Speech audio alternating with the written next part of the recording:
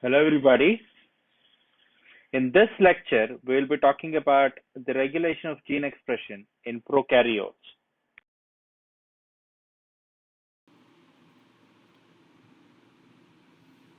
The cellular function is greatly influenced by its environment. And an adaptation to this environmental change is generally achieved by regulating the expression of genes that encode the enzymes and proteins necessary for survival in that particular environment.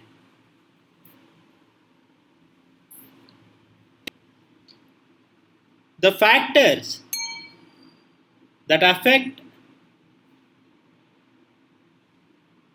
the cellular function are nutrients, temperature, light, toxins, metals, chemicals, and even signals from other cells. And any malfunction in the regulation of such gene expression will result in various human diseases and disorders.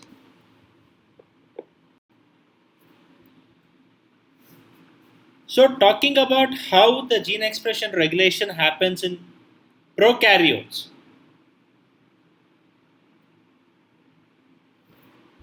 The mechanism of gene expression regulation in prokaryotes is generally simple. For coordinating the regulation of genes that encode products involved in a set of related processes.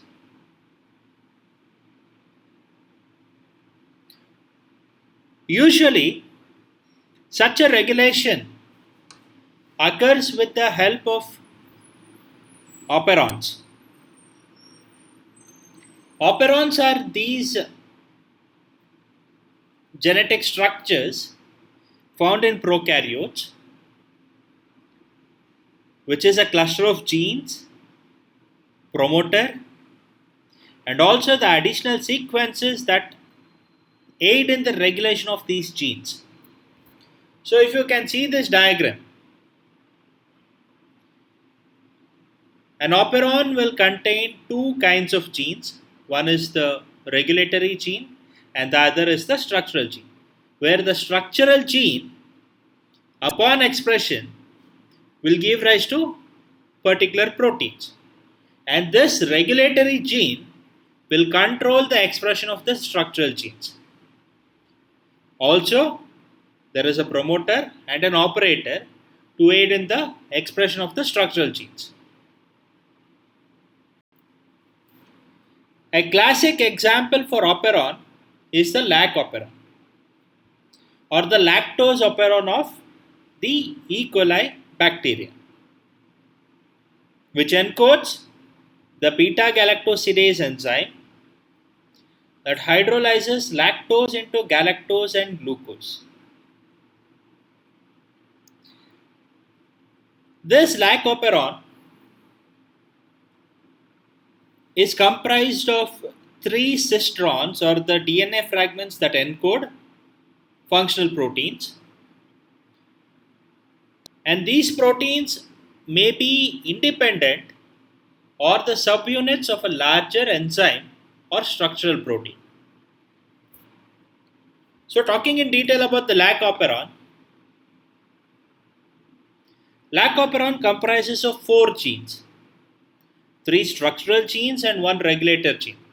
The regulator gene of lac operon is called the lac I, whereas the structural genes of lac operon are the lac Z, lac Y, and lac A. Also, the promoter of lac operon is called the lac P, and the operator is lac O. The lac Z gene of lac operon encodes the beta galactosidase enzyme, which is responsible for breaking down of lactose into glucose and galactose. Meanwhile, the lac Y gene codes for a permease enzyme that facilitates the transport of lactose into the bacterium. Or in simple words, that aids in the absorption of lactose into the bacterial cell. The third gene in lactoperon is LAC-A gene, which codes for thiogalactoside transacetylase, which is an enzyme of unknown function.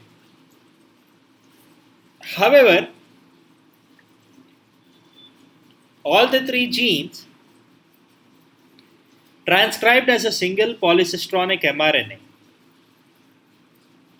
meaning that all the three of them, although they code for different proteins, they are transcribed into a single mRNA molecule, which is also known as a polycistronic mRNA molecule, because it contains multiple genetic messages, or the genetic messages from each of these genes with their own start and stop codons, or the translational initiation and termination signals. Now moving on to the regulation of lactoperon.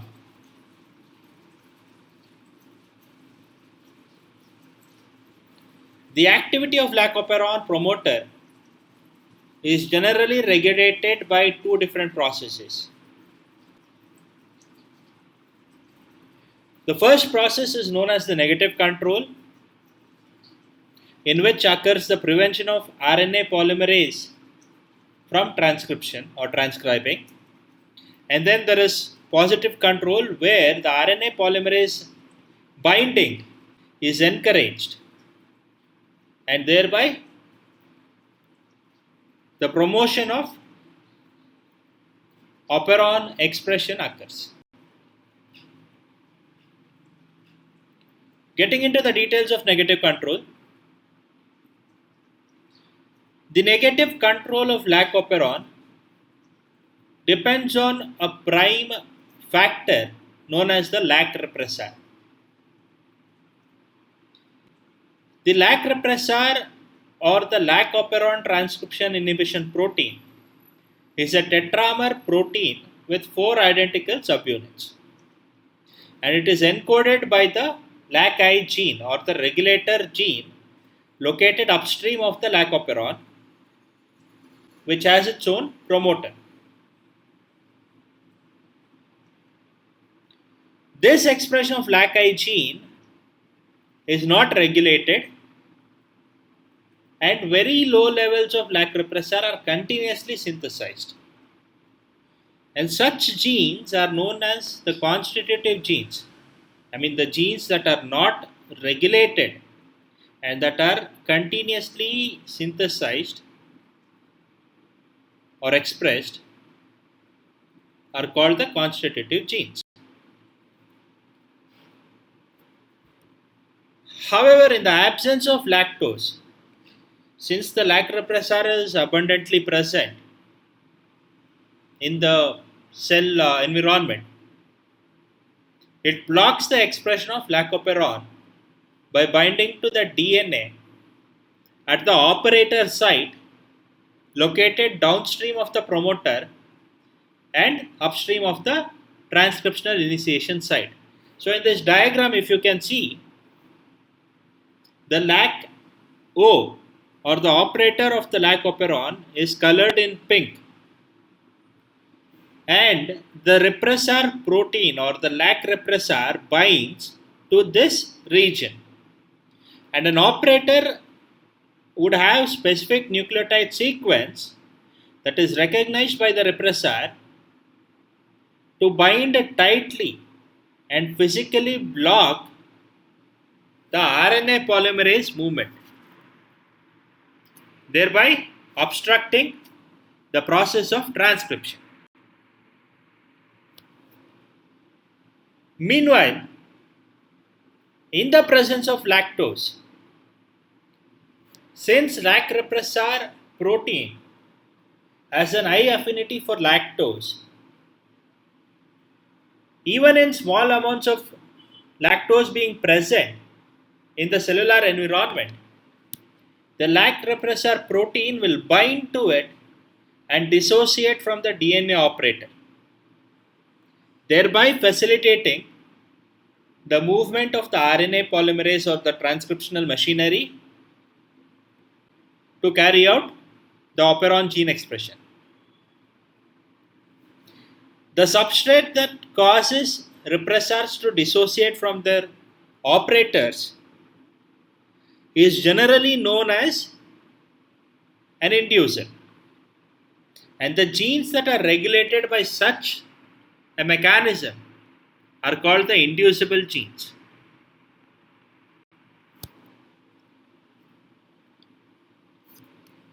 Now, coming to the positive control of lac operon. Lactose can induce low level expression of lac operon due to the catabolite repression or reduced expression of genes brought on by growth in the presence of glucose. Meaning that lactose will be replaced by glucose as a source of fuel for the bacteria, mainly because it is easily metabolized and it is a simple energy source. So now when this lactose is being absorbed by the bacterial cell from the media, this lactose is broken down by the beta galactosidase enzyme into glucose and galactose, thereby implying that as the lactose concentration inside the cell reduces, the glucose concentration inside the cell increases. And this will prevent the expression of lac operon due to the presence of glucose. The strength of a promoter is determined by its ability to bind RNA polymerase and to form an open complex.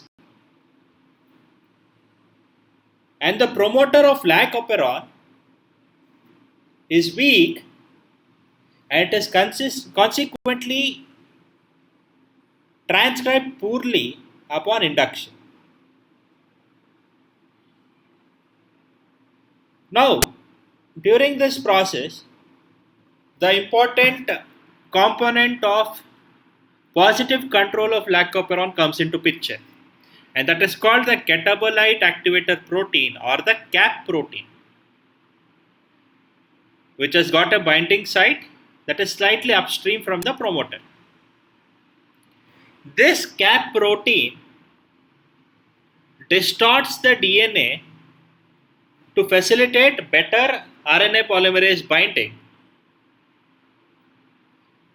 and thereby to subsequently promote the transcription of the lac operon.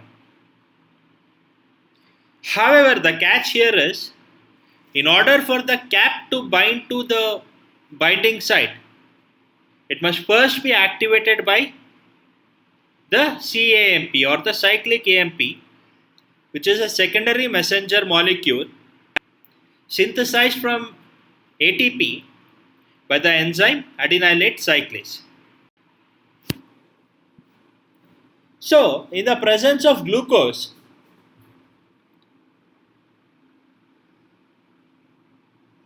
this enzyme adenylate cyclase responsible for formation of CAMP remains inactive. Thereby, the circulating CAMP levels are very low, and consequently, the initiation of transcription from the lac operon is also low. However, as the glucose levels decrease, the enzyme adenylate cyclase activates itself and thereby increase the concentration of cyclic AMP in the cellular environment. And this cyclic AMP will activate the CAP protein, which in turn binds to the CAP site and stimulate the transcription. Thereby, we can say that the cyclic AMP cap complex is a positive regulator of lac operon, whereas the lac repressor protein was a negative regulator of lac operon. So, this diagram gives you a complete picture of how lac operon can be regulated. So, below the lac operon sequence, we can see that there is a lac repressor protein which, in the presence of lactose, would not bind to the operator region and thereby facilitate lac operon expression. However, on the other side or on above the lac operon sequence, we can also see that there is an inactive cap protein, and this inactive cap protein depends on the cyclic AMP levels in the cell environment. And this cyclic AMP is produced by the adenylate cyclase or adenyl cyclase enzyme, which remains inactive during high glucose and active during low glucose. So, in low glucose conditions, there is sufficient cyclic AMP for the cap protein to be activated, and this cap protein will bind to the catabolite activator protein site that is slightly upstream to the promoter, and thereby change the conformation of the DNA sequence to